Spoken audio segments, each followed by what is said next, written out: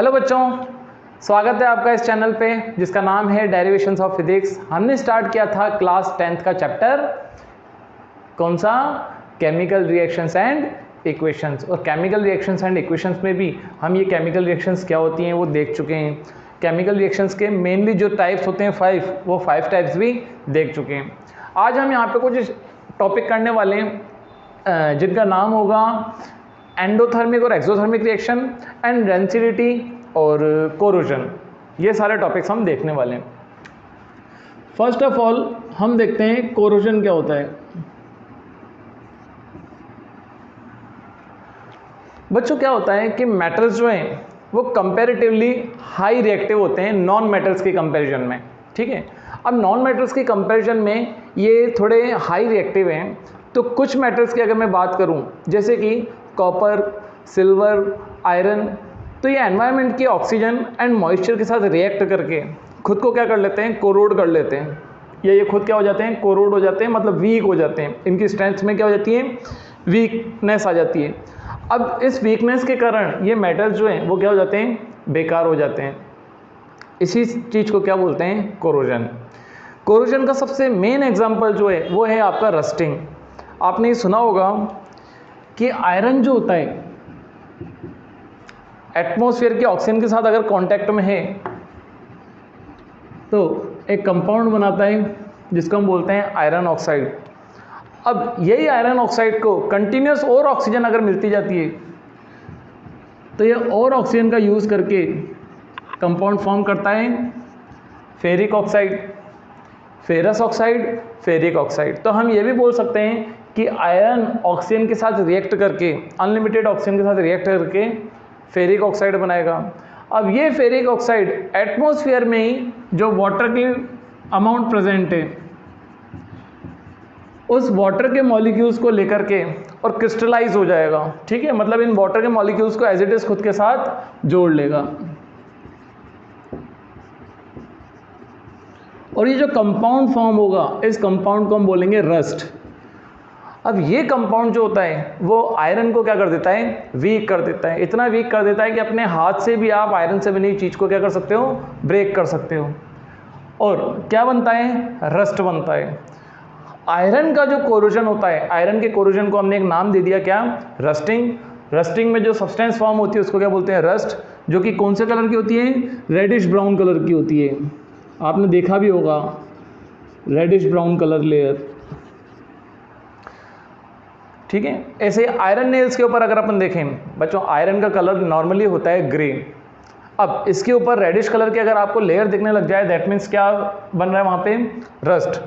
अब क्या किया जाए, क्योंकि हमारे यहाँ पे ज़्यादातर जो बड़े बड़े स्ट्रक्चर्स हैं वो बड़े बड़े स्ट्रक्चर्स, चाहे आप रेलवे रूट्स बोलो, ब्रिजेस बोलो, या हमारे घर पे बहुत सारे स्ट्रक्चर्स जो होते हैं वो सारे किससे बने हुए हैं, आयरन से बने हुए हैं। और आयरन के साथ एटमॉस्फेयर में ऑक्सीजन अगर ऐड हो जाए और वाटर का अमाउंट भी ऐड हो जाए तो आयरन की रस्टिंग हो जाएगी। अब इस चीज़ को रोकने के लिए क्या करें, तो हम क्या करेंगे, आयरन और ऑक्सीजन के डायरेक्ट कांटेक्ट को रोकेंगे। अब डायरेक्ट कांटेक्ट को कैसे रखा जाए, रोका जाए, तो ये अगर आयरन है, ये ऑक्सीजन है, तो इनके बीच में एक लेयर लगा दो।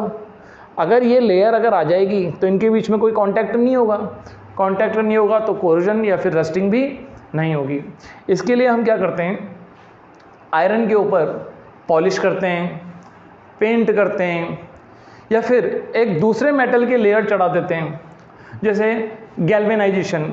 गैल्वेनाइजेशन क्या होता है, गैल्वेनाइजेशन एक प्रोसेस होता है जिसमें आयरन के ऊपर जिंक की इलेक्ट्रोप्लेटिंग की जाती है। किसकी, जिंक की।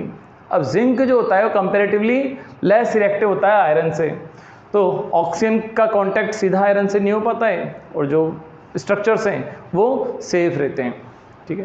क्या क्या था, रस्टिंग रोकने के लिए या तो आप पेंट कर दो, पॉलिश कर दो, या फिर आप गैल्वेनाइजेशन कर दो। गैल्वेनाइजेशन क्या था, जिंक की लेयर चढ़ाना। कौन से मेथड से, इलेक्ट्रोप्लेटिंग मेथड से। ये हो गया आपका रस्टिंग। ऐसे ही कॉपर जो होता है, कॉपर भी सेम यही काम करता है। कॉपर भी एटमॉस्फेयर के ऑक्सीजन और मॉइस्चर के साथ रिएक्ट करके क्या बना लेता है, एक ग्रीन कलर की लेयर बना लेता है। और इस ग्रीन कलर की लेयर जो होती है इसी को हम क्या बोलते हैं, कोरोजन ऑफ कॉपर। इसके कारण जो कॉपर होता है वो कंपैरेटिवली क्या हो जाता है, वीक हो जाता है। कॉपर के ऊपर कौन सी लेयर चढ़ती है? ग्रीन कलर की, ठीक है, ये आपको याद रखना है। ऐसे ही बच्चों सिल्वर जो होता है, सिल्वर ऐसे तो नॉन रिएक्टिव होता है, रिएक्टिविटी सीरीज में वो हाइड्रोजन के भी नीचे आता है, बट बहुत ज़्यादा टाइम में ये सिल्वर जो होता है ये भी अपने ऊपर एक लेयर फॉर्म कर लेता है, ठीक है, सिल्वर ऑक्साइड क्रिस्टल्स की। अब ये लेयर जो होती है वो ब्लैक कलर की होती है, तो इसलिए आपने देखा होगा कि आपके घर पे अगर सिल्वर है तो उसके ऊपर एक ब्लैक कलर की लेयर आ गई। वो ब्लैक कलर की लेयर मतलब कि सिल्वर का क्या हो रहा है? कोरोजन। ये छोटा सा टॉपिक आपके 10th क्लास में है, सिलेबस में शायद नहीं है ये कोरोजन। एक और है रेंसिडिटी। रेंसिडिटी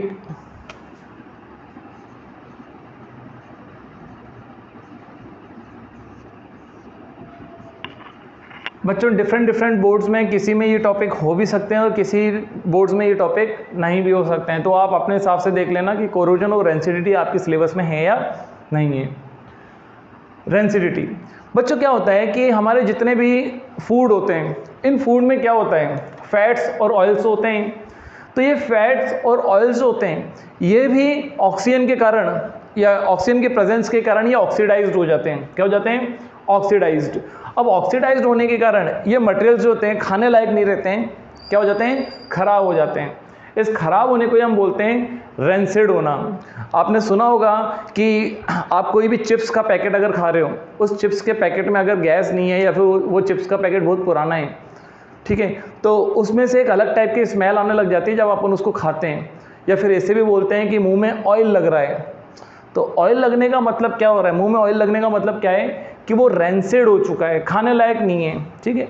और क्यों रेंसिड हुआ है? क्योंकि वहाँ पे ऑक्सीडेशन हो चुका है फूड मटेरियल का। फूड मटेरियल में क्या क्या होते हैं? फैट्स होते हैं, ऑयल्स होते हैं। तो ऑक्सीडेशन होने के कारण वो रेंसिड हो जाते हैं और खाने लायक नहीं रहते। अब रेंसिडिटी को रोकने के लिए करें क्या? तो रेंसिडिटी को रोकने के लिए आप ऑक्सीजन का कांटेक्ट हटा दो। अब कोरोजन में तो ऑक्सीजन का कांटेक्ट हटाने के लिए हमने लेयर चढ़ाई, यहाँ पे क्या करें?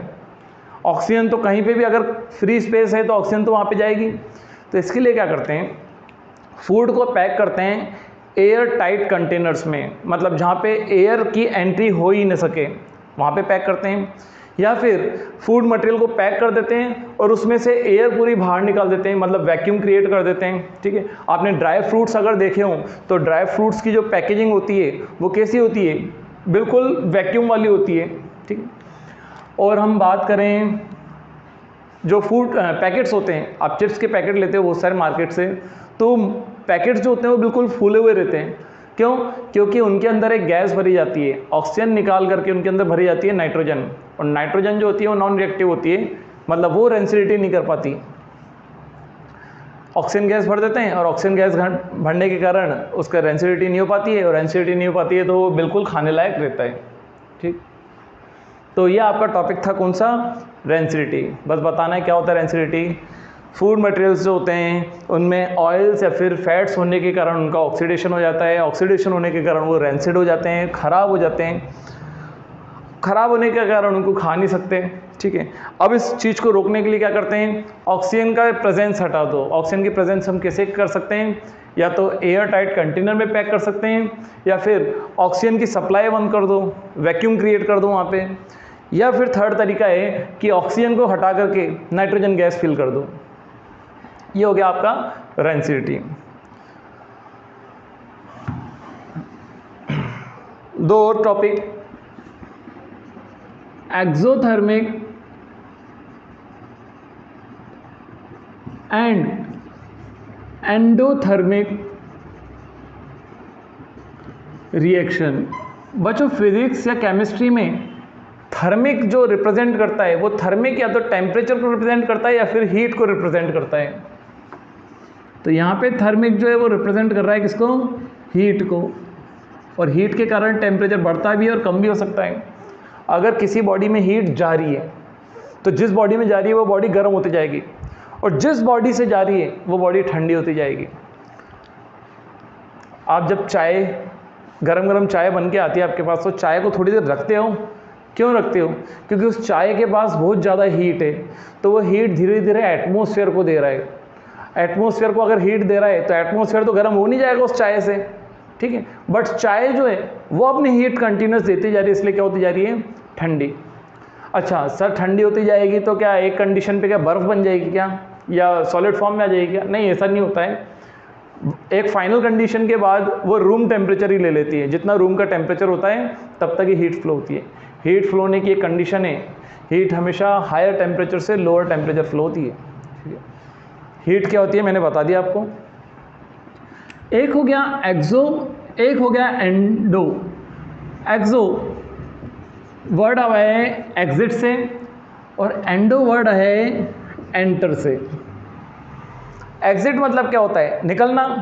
तो ऐसी रिएक्शंस जहाँ पे हीट निकलेगी उनको एक्सोथर्मिक रिएक्शंस बोलेंगे। और एंडोथर्मिक क्या होंगी? ऐसी रिएक्शंस जहाँ पे हीट एंटर करेंगी। आप एंटर की जगह एब्जॉर्ब बोलो, वो ज़्यादा सही है। रिएक्शंस जहाँ पे हीट एब्जॉर्ब होगी एंडोथर्मिक, रिएक्शंस जहाँ पे हीट निकलेगी या हीट इवॉल्व होगी वो होंगी एक्सोथर्मिक। एग्जाम्पल्स देखते हैं। रेस्पिरेशन में क्या होता है बच्चों? हमारी बॉडी के अंदर पहले से ही ग्लूकोज है, एनर्जी की एक फॉर्म है। हमने ऑक्सीजन ली अंदर, ये गई ऑक्सीजन अंदर, क्या होगा? कार्बन डाइऑक्साइड बनता है, गैस बनती है जिसको हम वापस बाहर निकाल देते हैं। वाटर बनता है, और क्या बनता है? एक चीज़ और बनती है जिसको अपन बोलते हैं हीट। तो यहाँ पे हीट निकल रही है, नहीं निकल रही है? तो यहाँ पे हीट अगर निकल रही है तो ऐसी रिएक्शंस को हम क्या बोलते हैं? Exothermic reactions. और एग्जांपल देखते हैं। बर्निंग ऑफ कोल या कोई सा भी फ्यूल हो गया, उसकी बर्निंग। मिथेन गैस ही ले लो, ये मिथेन गैस या फिर नेचुरल गैस बोल दो। नेचुरल गैस की अगर बर्निंग करते हैं, अब बच्चा ये बोलता है कि सर देखो कोई सा भी फ्यूल है उसको बर्न करने के लिए कुछ अमाउंट में टेम्परेचर देना पड़ता है, मतलब हीट देनी पड़ रही है। तो सर हम यहाँ पे हीट दे भी रहे हैं और यहाँ पे आप बोल रहे हो हीट निकल भी रही है, तो ये तो एंडोथर्मिक भी है और एक्सोथर्मिक भी है। बच्चों आपने जरा सी हीट दी है, उस जरा सी हीट देने के बाद बहुत ज़्यादा हीट आपको मिल रही है, तो ऐसी रिएक्शन को एक्सोथर्मिक बोला जाएगा, एंडो नहीं बोला जाएगा। क्या क्या बनेगा? CO2 H2O plus huge amount में क्या मिलेगी? हीट, ठीक है। बर्निंग तभी तो कर रहे हैं ताकि हमको हीट मिले। अगर सपोज करो हमारे पास हीट पहले से ही होती और उस हीट को देकर के इसको जलाना होता तो हम इसको जलाते ही क्यों? हमारे पास हीट कम थी तभी तो इसकी बर्निंग करा करके और हीट ले रहे हैं हम, इसलिए इसी रिएक्शन को एक्सोथर्मिक बोला जाएगा। बर्निंग ऑफ कोल, CO2 बनेगा प्लस हीट मिलेगी। बर्निंग ऑफ कोल या फिर कार्बन बोल दो, एक ही बात है। और क्या हो गया? एक रिएक्शन और थी जो कि थी क्विकलाइम की, ठीक है। क्विकलाइम जिसको अपन ने चूना बोला था। इस क्विकलाइम को जब अपन वाटर में डालते हैं क्या हो रहा था बच्चों? कैल्शियम हाइड्रोक्साइड फॉर्म हो रहा था, कैल्शियम हाइड्रोक्साइड, और वो भी कैसा बन रहा था? एक्वस। हालांकि क्या होता है कि ये जो होता है कुछ टाइम बाद पानी में सेटल डाउन हो जाता है अगर बहुत देर तक रखें तो सर क्या ये प्रेसिपिटेट रिएक्शन होगी? इसको हम प्रेसिपिटेट नहीं बोलेंगे, इसको एक्वस फॉर्म में ही लिखेंगे और ये बोलेंगे कि वाटर में डिजॉल्व है, क्योंकि हमारे वाटर का जो कलर है वो कैसा हो जाता है? मिल्की हो जाता है। तो ये जो है इस रिएक्शन में भी बहुत ज़्यादा अमाउंट में क्या निकलती है? हीट निकलती है। तो क्विकलाइम को जब वाटर में निकालते हैं ये भी एक टाइप की कैसी रिएक्शन है? एक्सोथर्मिक। अब बात करते हैं एंडोथर्मिक की। एंडोथर्मिक क्या होगा? जहाँ पे हीट एब्जॉर्ब होंगी। आप याद करो आपने कहीं पे हीट दी है क्या? ये रिएक्शंस में भी हीट दे रहे हैं थोड़ी थोड़ी, लेकिन ये एक्सोथर्मिक है क्योंकि एब्जॉर्प्शन कम हो रहा है और रिवॉल्यूशन ज़्यादा हो रहा है, निकल ज़्यादा रही है।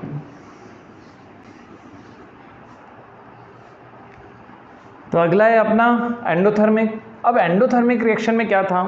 हमने बोला था कि एंडोथर्मिक रिएक्शंस ऐसी रिएक्शंस होती हैं जहाँ पे हीट एब्जॉर्ब होती है। हीट एब्जॉर्ब होना मतलब कि जो सब्सटेंस है वो क्या हो जाए, ठंडी हो जाए। सिल्वर क्लोराइड और सिल्वर ब्रोमाइड, क्या इनको अपन ने हीट देकर के ब्रेक किया था? हीट देकर ब्रेक किया था, ठीक है। कौन सी हीट दी थी? सनलाइट दी थी हमने यहाँ पे। बेटा सनलाइट जो होती है वो भी एक टाइप की हीट ही होती है। तो सनलाइट देकर के अपन ने इसमें ब्रेक किया था सिल्वर प्लस क्लोरीन और सिल्वर प्लस ब्रोमीन। तो यहाँ पे हीट एब्जॉर्ब हो रही है, दैट मीन्स ये एंडोथर्मिक रिएक्शन है। एक रिएक्शन और आपको याद हो, डबल डिस्प्लेसमेंट रिएक्शन में हमने प्रिसिपिटेट बनाया था। और कौन सी रिएक्शन ली थी? एक रिएक्शन ली थी हमने बेरियम क्लोराइड की सोडियम सल्फेट के साथ। ये दोनों एक्वस थे। तो एक टेस्ट ट्यूब में बेरियम क्लोराइड ले लें और दूसरी टेस्ट ट्यूब में बेरियम सल्फेट ले लें, इन दोनों को मिलाएं। तो मिलाने से क्या होगा, आयंस का एक्सचेंज होगा और आयंस का एक्सचेंज होने से बनेगा एक तो BaSO4 और एक बनेगा NaCl। ये रिएक्शन कैसे हुई थी आप डबल डिस्प्लेसमेंट रिएक्शन में जाके देख लेना, ठीक है। मैं यहाँ पे डायरेक्ट लिख रहा हूँ क्या क्या प्रोडक्ट फॉर्म हुए, क्योंकि हम यहाँ पे ओनली एंडोथर्मिक देख रहे हैं क्या होता है, रिएक्शन कैसे ही वो नहीं देख रहे हैं। तो इस रिएक्शन में क्या होता है, ये तो एक्वस ही था, बट ये कैसा बना रहा था, वाइट कलर का PPT बना रहा था, मतलब कि एक सॉलिड सब्सटेंस बना रहा था जो कि वाटर में डिजॉल्व नहीं होती है। तो हम टेस्ट ट्यूब को अगर नीचे से टच करें तो नीचे से टच करने का मतलब, नीचे से टच करने पे वो हमको ठंडी लग रही है। ठंडी लग रही है मतलब वहाँ की हीट कहीं गई है। अब वहाँ की हीट अगर कहीं गई है तो किसी ने एब्जॉर्ब की है।